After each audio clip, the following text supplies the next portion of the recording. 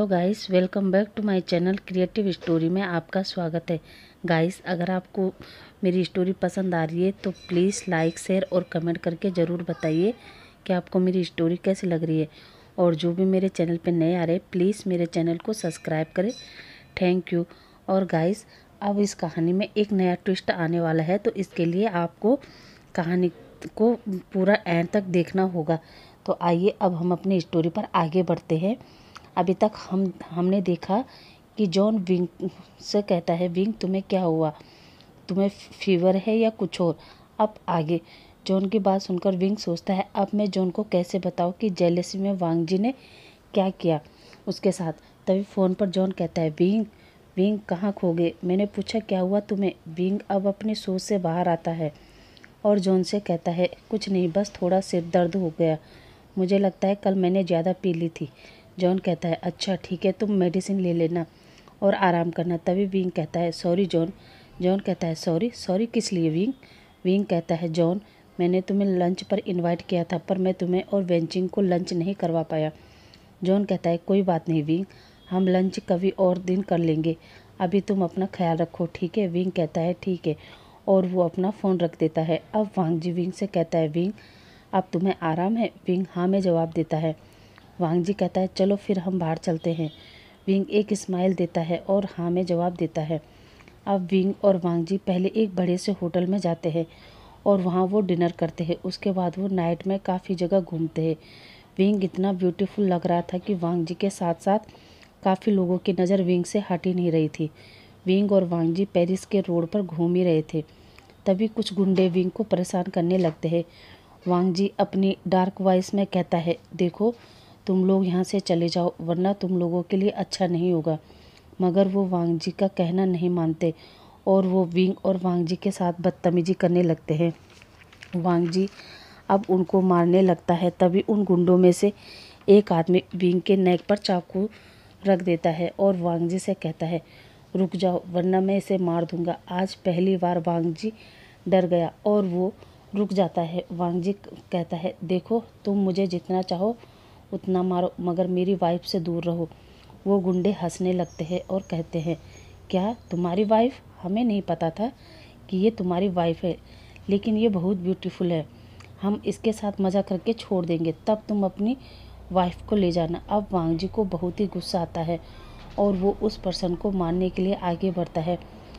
तभी दूसरा पर्सन वांग जी के सिर पर रॉड से मार देता है जिससे वांग जी नीचे गिर जाता है और उसके सर से ब्लड निकलने लगता है। वांग जी को इस हालत में देखकर वो घबरा जाते हैं और विंग को वहीं छोड़कर भाग जाते हैं। विंग वांग जी की हालत देखकर घबरा जाता है और वांग जी को उठाने की कोशिश करता है मगर वांग जी कुछ नहीं बोलता।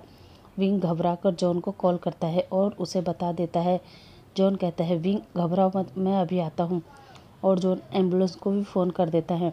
कुछ ही देर में एम्बुलेंस वहाँ पर पहुँचती है और वो वांग जी को लेकर हॉस्पिटल पहुँच जाते हैं। अब वांग जी का ऑपरेशन चल रहा था। तभी जॉन और वेंचिंग हॉस्पिटल पहुँचते हैं। विंग बहुत ज़्यादा रो रहा था। वो विंग को हक करता है और कहता है, विंग ये सब कैसे हुआ। विंग कहता है, कुछ लोग मुझे छेड़ रहे थे और वांग जी को उनके साथ फाइट हो गई। इधर विंग सोचने सीचेन को भी कॉल कर देता है। उधर सीचेन और सुयान दोनों ही पेरिस के लिए निकल जाते हैं। इधर जॉन पुलिस को भी कॉल करके बताता है। पुलिस वाले भी छानबीन करने लगते हैं। अब करीब 2 घंटे बाद डॉक्टर ओटी से बाहर आते हैं और वो विंग से कहते हैं, उनका काफ़ी खून बह गया है, हमें उन्हें ब्लड चढ़ाना होगा मगर उनका ब्लड हमारे ब्लड बैंक में नहीं है। विंग अब पैनिक होता है और कहता है, अब क्या होगा, अब क्या होगा। गगा भी यहाँ नहीं है, ना ही अंकल यहाँ है, अब मैं क्या करूँ। और उसके आंखों से लगातार आंसू बह रहे थे। जॉन विंग को संभालता है और कहता है, विंग विंग तुम टेंशन मत लो, सब ठीक हो जाए। विंग जॉन पर चिल्लाकर कहता है, मेरा वांग जी अंदर ज़िंदगी और मौत के बीच झूल रहा है और तुम कह रहे हो कि मैं टेंशन ना लूँ। तुमने सोचा है जॉन, अगर वांग जी को कुछ हो गया तो मैं भी जी नहीं पाऊँगी। और वो रोते रोते फर्श पर बैठ जाता है। अब वेंचिंग विंग को संभालती है और कहती है, विंग संभालो अपने आप को, तुम ही कमज़ोर पड़ जाओगे तो वांग जी को कौन संभालेगा। तभी डॉक्टर आता है और कहता है, हमें जल्दी से जल्दी ब्लड चाहिए वरना बहुत देर हो जाएगी। अब जॉन कहता है, डॉक्टर वांग जी के फैमिली मेम्बर नहीं आए हैं, तब तक आप मेरा ब्लड चेक कर ले।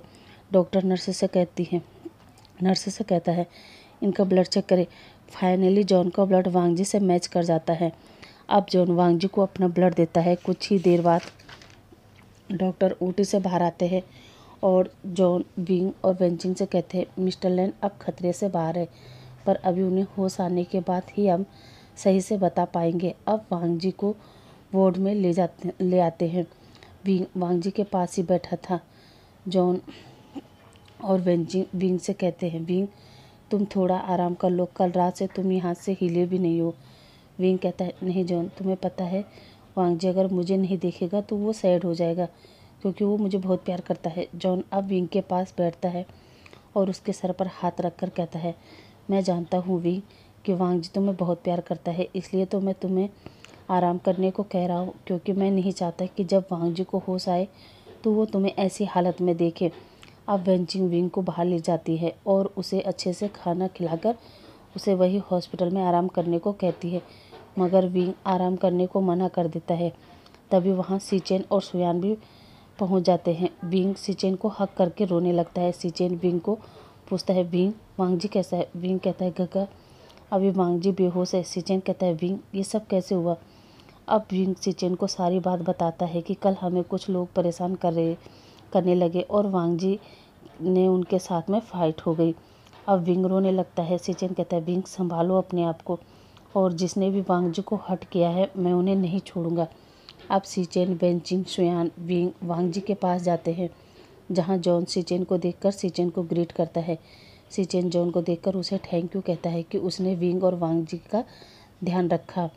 अब सीचेन वांगजी के माथे पर हाथ फेराता है और सोचता है जिसने भी मेरे भाई के साथ ऐसा किया है मैं उसे नहीं छोड़ूंगा, और उसके आंखों से आंसू आ जाते हैं। इधर सुयान भी वांगजी को देखता है तो उसे भी सैड महसूस होता है, क्योंकि वांगजी और सुयान बचपन से ही एक दूसरे के साथ रहते हैं। वो भी वांगजी से कहता है काश वांगजी मैं तुम्हारे साथ होता तो मैं कभी भी तुम्हें हट नहीं होने देता, मगर अब मैं उन्हें जिंदा नहीं छोड़ूंगा।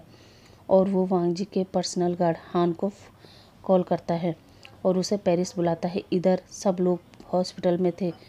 वे वांगजी को होश में आने का इंतज़ार कर रहे थे।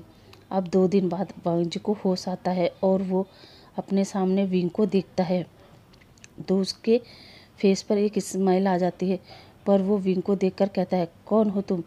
जब विंग के कानों में ये आवाज़ जाती है तो वो उठकर वांगजी को हक करता है और उसके आंखों से आंसू आ रहे थे, पर वांगजी विंग को दूर हटाकर कहता है कौन हो तुम और मेरे पास क्यों आ रहे हो।